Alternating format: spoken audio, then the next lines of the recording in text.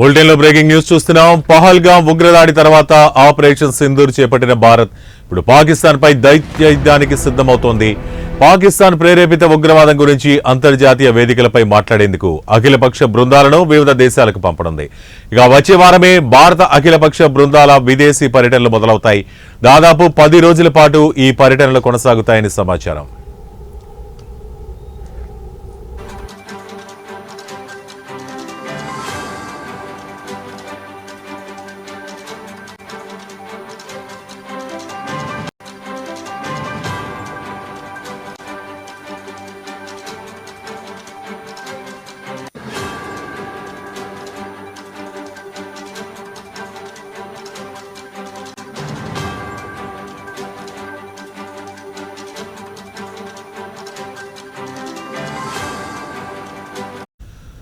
ఇక కేంద్ర ప్రభుత్వం సూచించే దేశాలలో అఖిలపక్ష బృందాలు పర్యటిస్తాయి.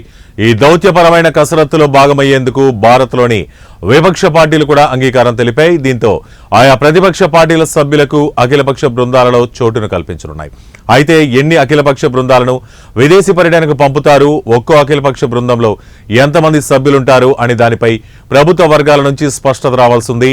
ఒక్కో బృందంలో 30 మందిపై ఎంపీలు ఉంటారని పలువురు నేతలు చెబుతున్నారు.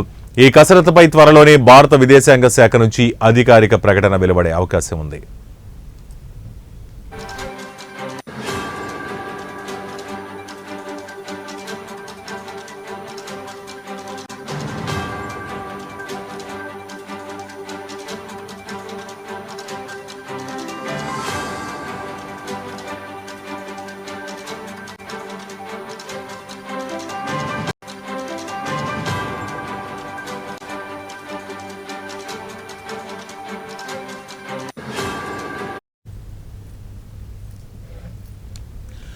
అఖిలపక్ష బృందాలను విదేశాలకు పంపే అంశంపై ఇప్పటికే తమ పార్టీతో కేంద్ర మంత్రి కిరణ్ రిజిజు మాట్లాడారని కాంగ్రెస్ జాతీయ ప్రధాన కార్యదర్శి జైరాం రమేష్ వెల్లడించారు. పహల్గాం ఉగ్రదాడి జరిగినప్పుడు ఆపరేషన్ సింధూర్పై అఖిలపక్ష సమావేశానికి ప్రధాని మోడీ నిరాకరించారు. ఈ అంశాలపై చర్చ కోసం ప్రత్యేక పార్లమెంట్ సెషన్ను నిర్వహించుకునేందుకు ప్రధానమంత్రి చెప్పారు. దేశం కోసం, దేశ ప్రయోజనాల కోసం కేంద్ర ప్రభుత్వానికి అండగా ఉంటామని మేము చెబుతున్నాం.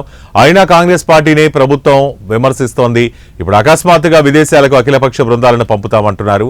ఇది దేశహితం కోసమే కాబట్టి మేం కూడా తప్పకుండా ఆ బృందాల్లో భాగమవుతామని జయరాం రమేష్ స్పష్టం చేశారు.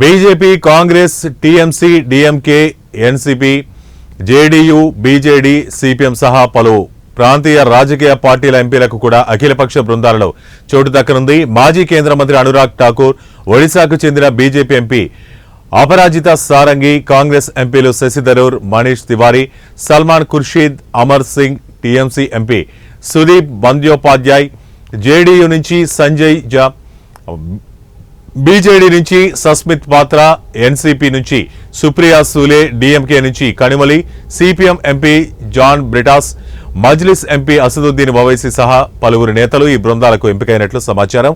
ఈ నెల 22 నుంచి 23 నాటికి విదేశీ పర్యటనకు బయలుదేరేందుకు తాము సిద్ధమని ఓ పార్టీ నేత కేంద్ర విదేశాంగ శాఖకు తెలియజేసినట్లు అధికార వర్గాలు చెప్పాయి. ఈ అంశంపై అన్ని పార్టీలతో విదేశాంగ శాఖ అధికారులు టచ్లో ఉన్నట్లు తెలుస్తోంది.